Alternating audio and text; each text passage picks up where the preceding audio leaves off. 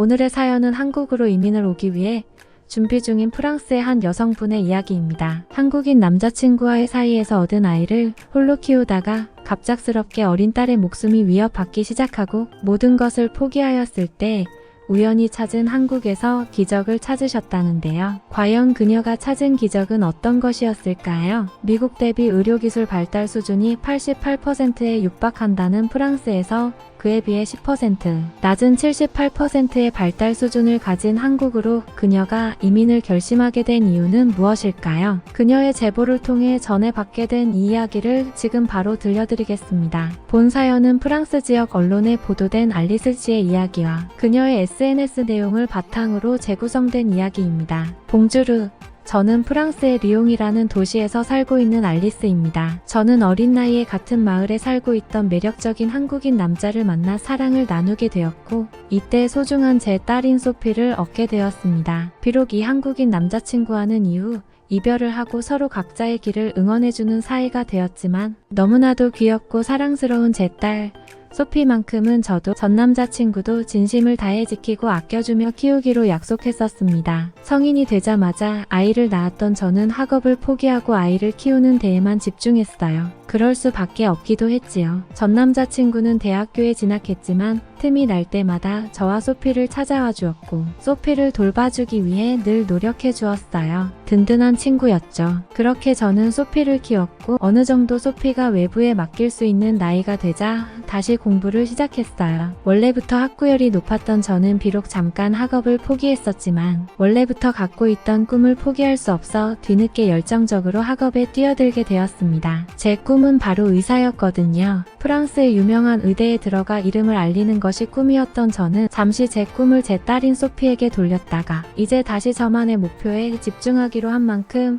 더욱 독하게 열심히 공부를 하기 시작했습니다. 제가 공부를 하는 동안에는 전 남자친구와 제 부모님이 모두 달려들어 소피를 돌봐주셨어요. 정말 고마우신 분들이었죠. 그렇게 저는 밤낮 할 것 없이 정신없이 공부했고 기어코 의대 합격이라는 꿈을 이뤄냈습니다. 모든 것이 순조로웠어요. 앞으로 제가 의사가 되어가는 길은 정말 바쁘고 힘들 것이었기 때문에 차라리 소피를 일찍 얻은 것이 제게는 행운이라는 생각이 들 정도였지요. 제 곁에는 든든한 지원군들이 있었고 힘이 들 때마다 제게 힘을 주는 사랑스러운 소피가 있었기에 저는 스스로 더할 나위 없이 축복받은 인생이라는 생각을 하며 살았습니다. 하지만 너무 행복해했기에 어느 작은 천사의 심기를 건드렸던 것일까요? 승승장구하며 공부에 열을 올리던 어느 날 저는 청천벽력 같은 전화를 받고 학교를 뛰쳐나와 병원으로 달려가게 되었습니다. 바로 제 딸 소피가 코피를 쏟으며 입에 거품을 물고 쓰러졌다는 소식이었죠.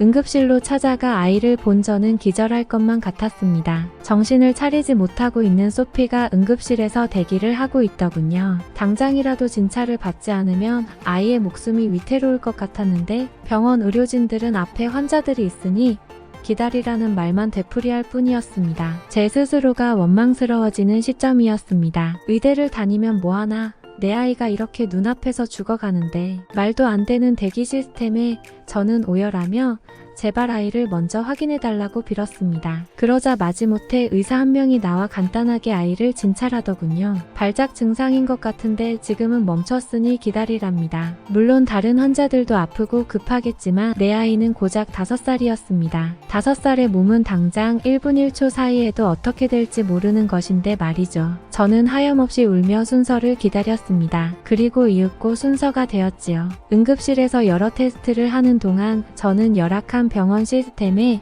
충격을 받을 수밖에 없었습니다. 당시 20대 중반이었던 저는 한평생 응급실에 와볼 일이 없었기 때문에 이런 정도일 거라고는 생각하지 못했는데 제가 지방에 있어서 더 그랬을지는 모르겠지만 위생적이지 못한 의료시설과 화장실 시설 등 모든 것들이 너무도 작고 지저분한 상태였습니다. 이곳에서 정말 내 아이가 안전하게 치료받을 수 있는 걸까? 저는 확신이 들지 않았습니다. 이곳에서 도망치고 싶다는 생각이 자꾸만 들었습니다. 하지만 아이를 치료해야 했기에 나갈 수는 없었습니다. 다시 몇 시간을 대기한 결과 검사 결과가 나왔습니다. 결과는 단순 발작이라더군요. 현재는 별다른 징후가 보이지 않으니 귀가하라는 말을 들었습니다. 아이가 코피를 쏟고 거품을 물었는데 단순 발작이라니 믿을 수가 없었습니다. 하지만 병원에서는 계속 같은 말만 반복하더군요. 응급실에선 원래 자세히 알 수 없으니 정식으로 접수하고 다시 의사진료를 예약하라고 했습니다. 당장 오늘 밤에 아이가 죽으면 어떡하지? 제 머릿속은 공포로 하얗게 질려 들어갔습니다. 병원에서 의사를 만나려면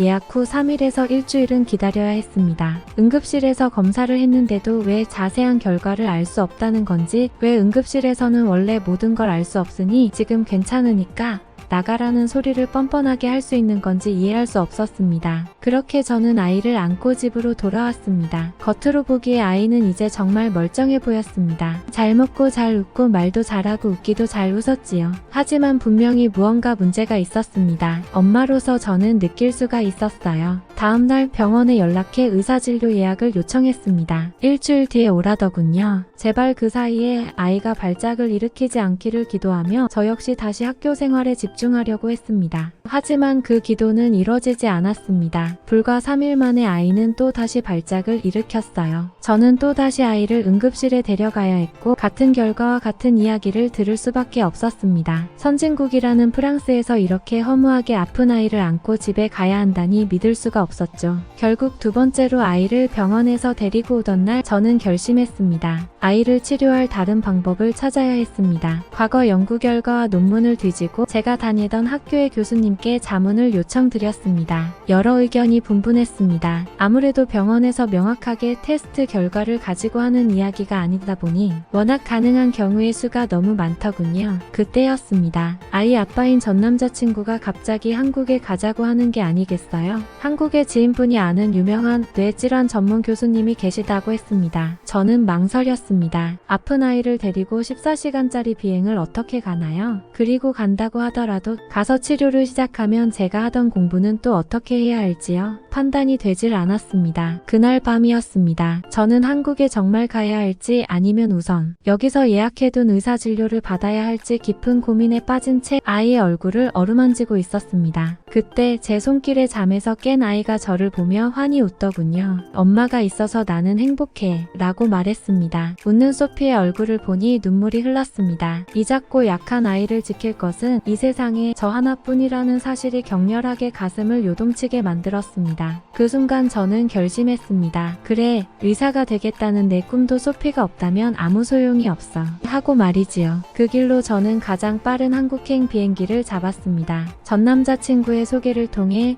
교수님과의 약속도 빠르게 잡을 수 있었어요. 교수님께서는 빠르게 아이의 검사를 진행해 주셨죠. 서울 서초구에 있는 한 대형 병원에 들어가게 되었는데 이 병원의 응급실에서는 모든 것이 프랑스보다 훨씬 빠르게 진행되었습니다. 무엇보다 응급실에서 검사 결과를 받은 후에 바로 입원을 통해 진료를 받을 수도 있었죠. 그리고 저는 드디어 한국에 와서 진짜 병명을 알 수 있었습니다. 자세히 밝힐 수는 없지만 역시나 뇌질환이 문제였어요. 더 빠르게 치료하지 않았더라면 아이는 평생 장애를 갖거나 심할 경우 목숨을 잃을 수도 있었습니다. 그 생각을 하니 정말 아찔하더군요. 아이를 돌보기 위해 병원과 숙소를 맴돌며 돌아다닐 때에도 편리한 한국의 대중교통과 빠른 온라인 시스템 역시도 감탄을 자아내기에 아깝지 않았습니다. 그렇게 인구 밀집도가 높은 지역이라고 들었음에도 불구하고 어디서든 어플로 택시를 부르면 10분 내로 택시를 잡을 수 있었고 한국말이 서툴러도 도착지 설정을 미리 해둘 수 있었기 때문에 아무런 문제가 없었습니다. 병원이든 식당이든 어느 곳에서든 와이파이를 사용할 수 있어 고립되거나 주변에 도움을 요청하지 못할 법한 순간이 없었고 심지어는 카카오톡으로 진료 예약이나 진료 경과 상황 등을 실시간으로 전달받을 수 있었기 때문에 어디서든 마음 놓고 편안히 생활할 수 있었습니다. 놀라운 기술력이었죠. K-팝으로만 알고 있었던 한국이라는 나라가 이렇게 선진국일 줄은 몰랐습니다. 그렇게 한국의 의료 시스템의 은혜를 잊게 된 저는 이제 건강을 회복하고 있는 소피와 함께 한국에 들어와서 살 준비를 하고 있습니다. 한국은 제게 가장 소중한 것을 지킬 수 있게 해준 나라입니다. 지금은 전 남자친구와 다시 관계를 회복하여 좋은 방향으로 이야기까지 하고 있습니다. 어쩌면 제게 한국은 원래부터 운명처럼 함께할 나라가 아니었나 싶습니다. 저는 지금처럼 언제까지나 한국에게 영원한 감사의 마음을 가지고 한국의 발전에 이바지하며 한국과 함께 살아가고 싶습니다. 라고 사연을 보내오셨네요. 여러분들의 생각은 어떠신가요? 힘이 되는 응원의 메시지를 남겨주시면 사연자분에게 전달해 드리도록 하겠습니다. 저희는 실제 사연 제보를 받고 있습니다. 저희가 전달해 드리는 사연이 시청자분들의 하루에도 작은 힘이 될 수 있었으면 좋겠습니다. 구독과 좋아요 그리고 알람 설정은 영상 제작에 큰 힘이 됩니다. 오늘도 좋은 하루 되세요. 감사합니다.